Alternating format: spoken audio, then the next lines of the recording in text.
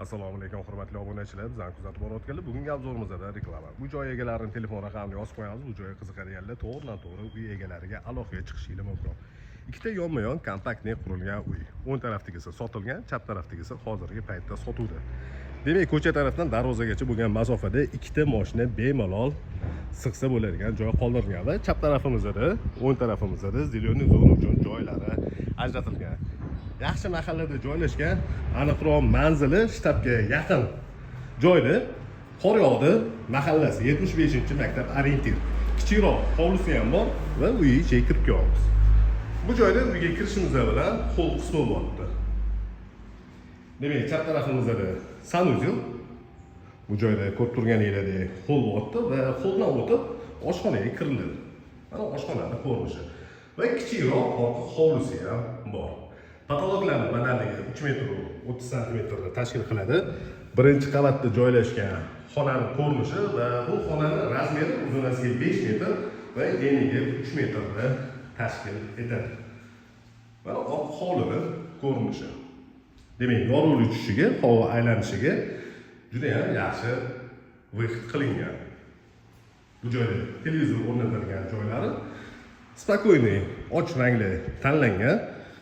Endi ikkinchi qavatga ko'tarilamiz. Demak, birinchi qavatda hol oshxona, bitta xona bo'lyapti, zal sifatida foydalansanglar ham bo'ladi va birinchi qavat uchun umumiy sanuzeli bor.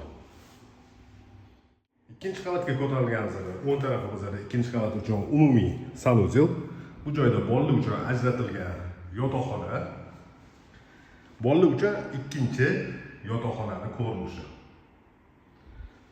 Va bu joyda ota-onalar uchun ajratilgan yotoqxona. Razmeri birinchi qavatda ko'rganingizdek 5 ga 3 razmerda bo'lyapti va bu xonaning ichida alohida o'zini yuvinish xonasi joylashgan.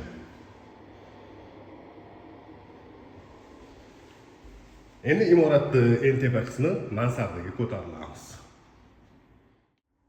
Mansarda yaxlit bitta katta xonadan iborat. Bu ko'rsatayotgan joyimizdan garderobli sifatida foydalansanglar bo'ladi. Mansardaning umumiy ko'rinishi, bu joyda ikkita oynaroq o'rnatilgan yorug'lik tushishiga va patolog qismlari двойной утепление qilingan. Ya'ni pena va minvata ishlatilgan. Issiq sovuqni o'tkazmaydi.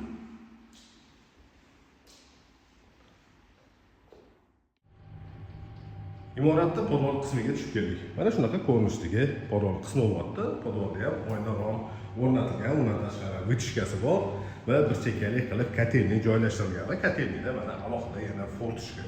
Водяной насос, boiler, расширительный бак va двухконтурный koreyskiy котел o'rnatilgan.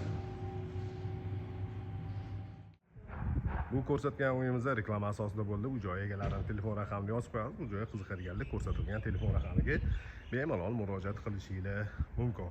Yana bir marta eslatib o'taman, bu uyga joylashgan manzili Uchtepa rayon, Qoryog'da mahallasi, orientir 75-maktab. Yana bitta orientiri shtab.